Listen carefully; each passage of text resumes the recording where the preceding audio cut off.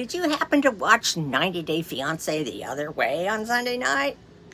Well, if not, I've got a recap for you. And if you did, and you want to hear my opinion, stay tuned.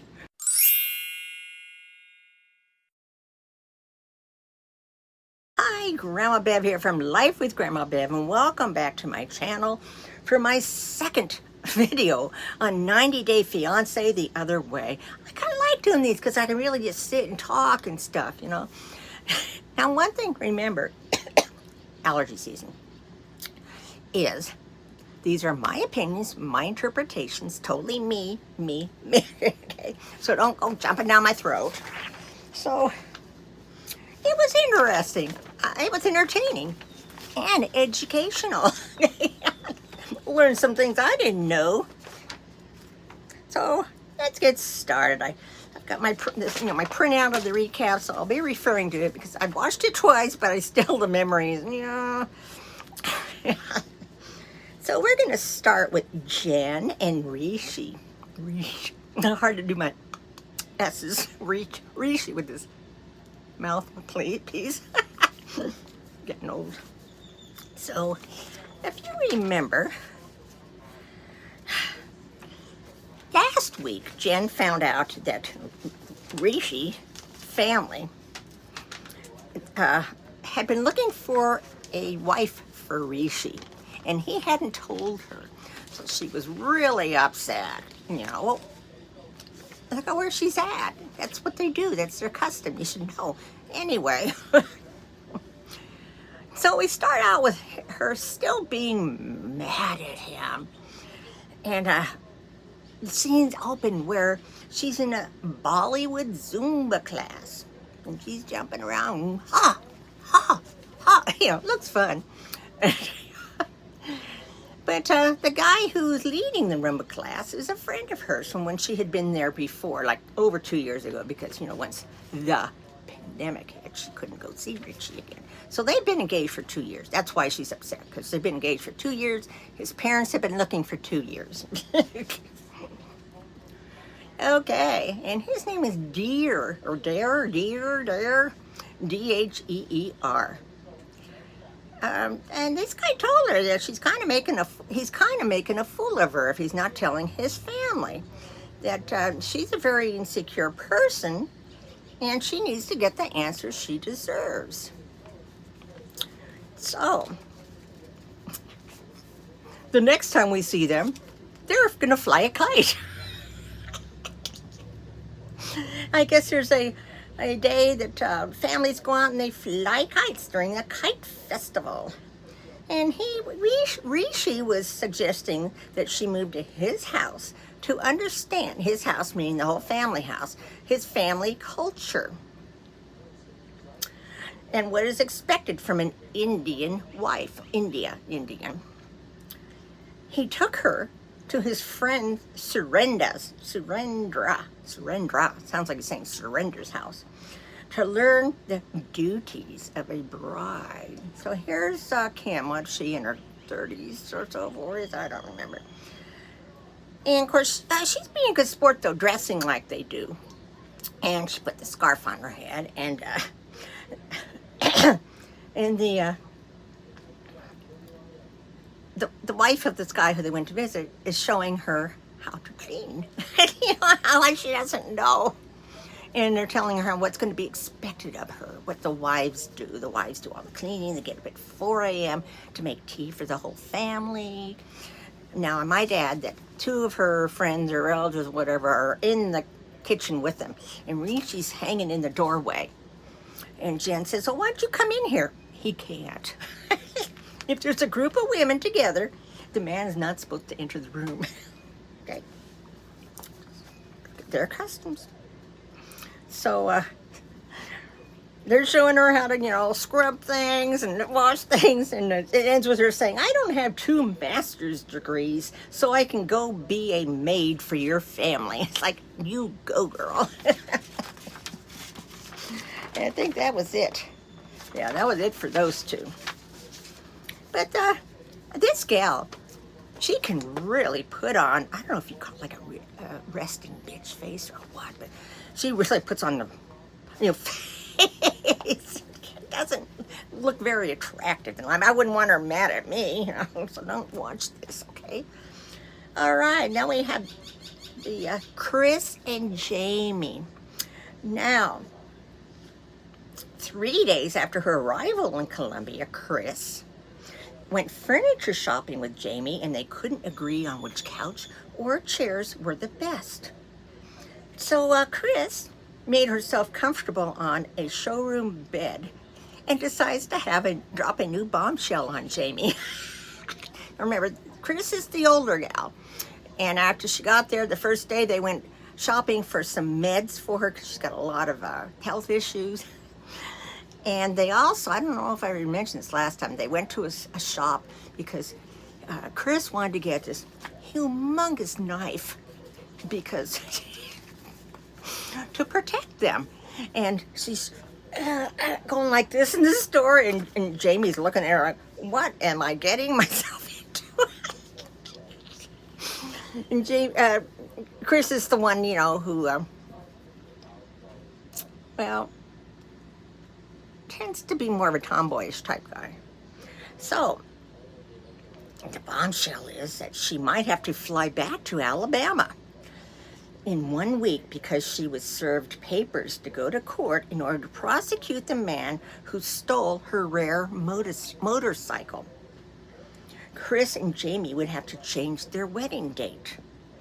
Jamie was hurt, and it reminded her of Chris ghosting her back on her birthday, Jamie's birthday, because Chris had to go back home for something and Jamie didn't hear from her for a month, and Chris ghosted her. And I'm thinking they've been hinting at it, and they might have said, I think Jamie went out with somebody else during that time, which didn't thrill Chris. In the meantime, it says, Chris claimed the flight. Oh, let me go back. They're on this bed, okay, in a showroom, in a furniture store, with all these pillows and things on it, and they're discussing this and having an argument in the store, laying on the bed. What the heck? You don't do that in a store,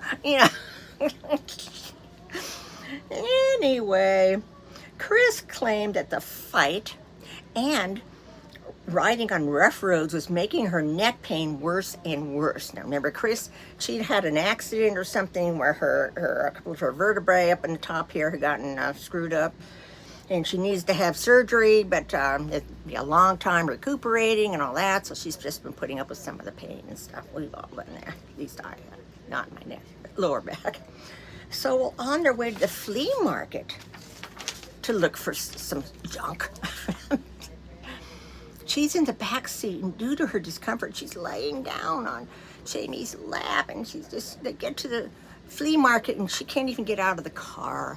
So they go back home where Jamie had a doctor examine her, and he gave her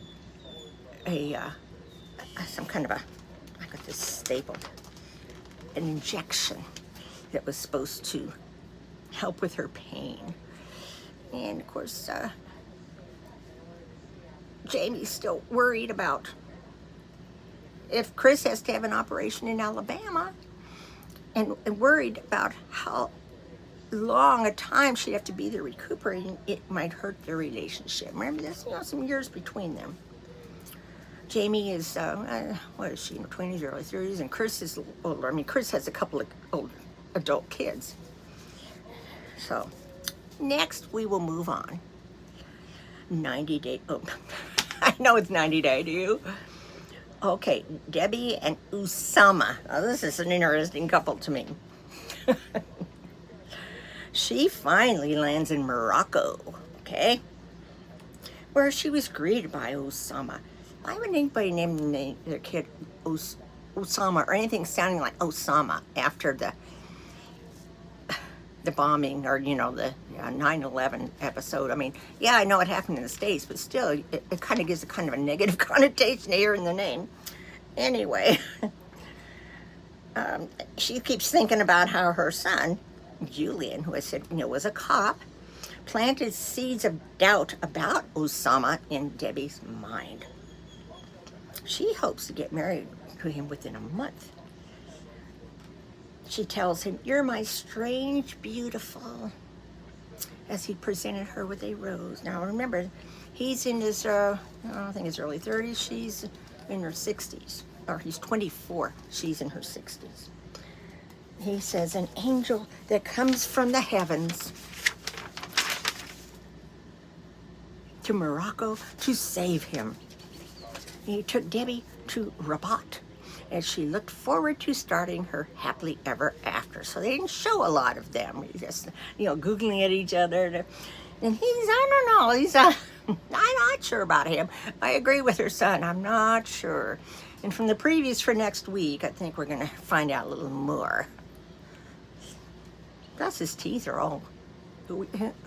I shouldn't say this is mean, but he almost looks like a carved pumpkin, that have missing teeth, he's only 24. Anyway, I shouldn't talk that way. I don't have teeth in your back anymore. Then we have Danielle and Johan. Now this is the couple that had met, or that were featured on 90 Day Fiancé, the Caribbean Paradise one.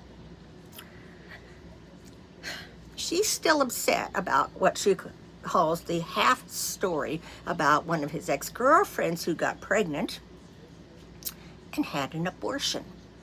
He didn't say she had an abortion, it's that she lost it. So she's still upset and made him go stay at his parents'. It's like, it happened in the past.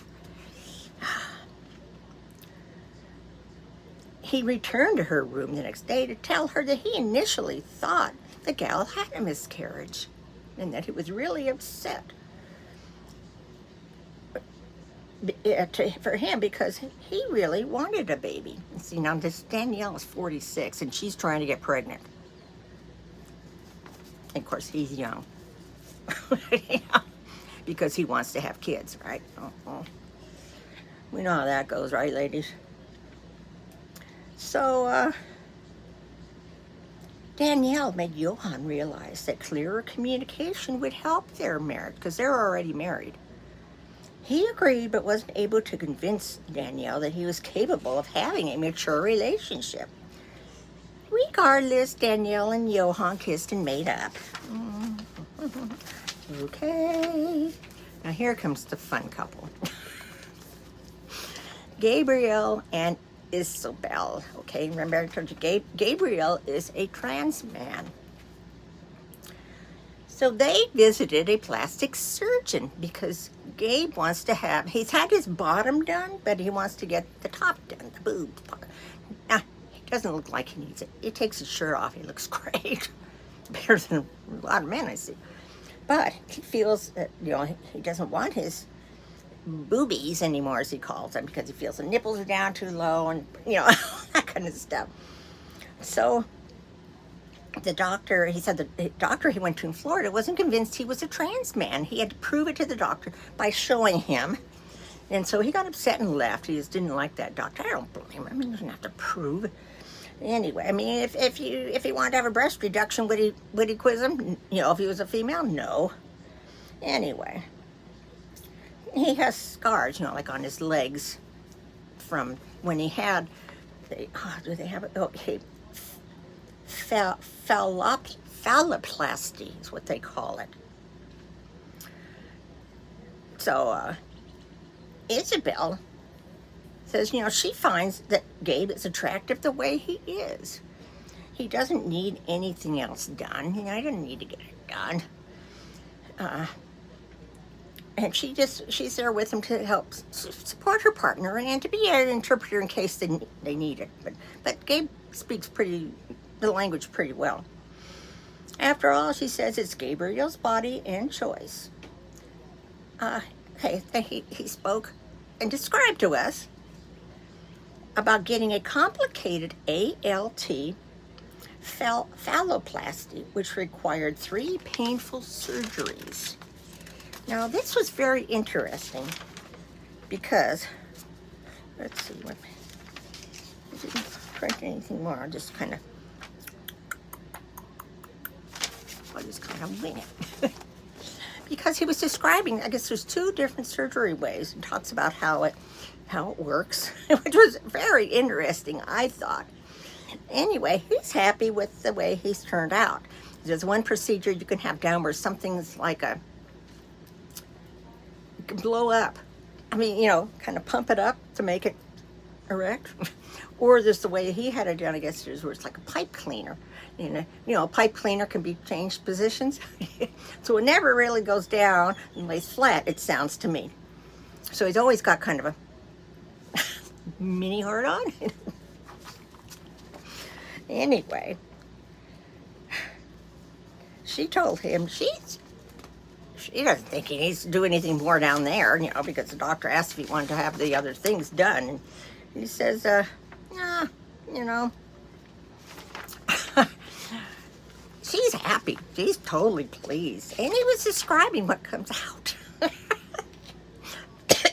And while they're talking afterwards in a restaurant, they're talking and they're both laughing. It was fun. It was a fun experience to learn about this stuff with somebody who, was just getting a kick out of explaining it and trying to explain it carefully so that it can be on TV. And they're a cute couple. I hope they make it because, they deserve each other. They're very accepting one another, very cute, So, that was what happened with them. Okay, so, there's a little more here.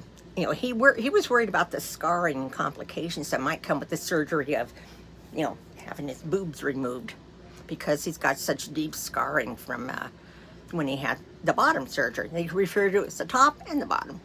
So he had the one surgery where they took it from the one leg, and it didn't turn out right. So then he had to go in for another surgery where they removed a bunch of skin from his left leg. And then he shows us, But he knew that the top operation would be cheaper in Colombia than in America, which it would be. It'd be about 3,000 American dollars. That's cheap. 12 or 13 million pesos, which is 3,000. But he eventually decided against it because the surgeon also suggested he get an implant so he could get erections. So he feels he already has one, right? Gabriel and Isabel discussed everything from the phalloplasty to the girth of his male part. They also talked about how he ejaculates, and they're laughing the whole time they're talking about it. In a detailed conversation interjected by hilariously botched translations, thanks to their translator he was using. And he says, I like Isabel because she makes me feel normal. So you'd have to watch it to see how he's describing everything. But it was very educational as well as comical with the way he made it, All right. So then we get to Nicole and Mahmoud, however you say his name. Remember, she was upset that, like, the first day after being there, she wants to go home. She's crying. She's homesick. He's pestering her about the clothes she's wearing, and that she should wear the thing on her head. What do you call it, hijab or so? I never remember. So whenever they do start arguing, he leaves and just leaves her there. And he had said to her,